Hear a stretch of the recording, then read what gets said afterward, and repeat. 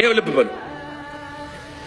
መዳን በሌላ በማንም የለም ይላል ሐዋርያት 4:12 ላይ መዳን በሌላ በማንም የለም እንድንበት ዘንድ የሚገባ ለሰዎች የተሰጠ ስም ከሰማይ በታች ሌላ ማንም የለም።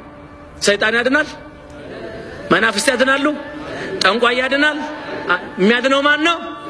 እግዚአብሔር ኢየሱስ ክርስቶስ አምላካችን የሚያድነው ይላል እሱ ብቻ ነው።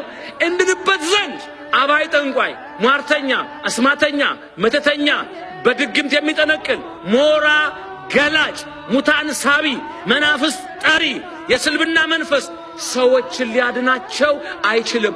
ሊያድናቸው የሚችለው ለሰው ልጆች የተሰጠ የጌታችንና የመድኃኒታችን የአምላካችን የኢየሱስ ክርስቶስ ስም ከስም ሁሉ በላይ የሆነ ስም ነው።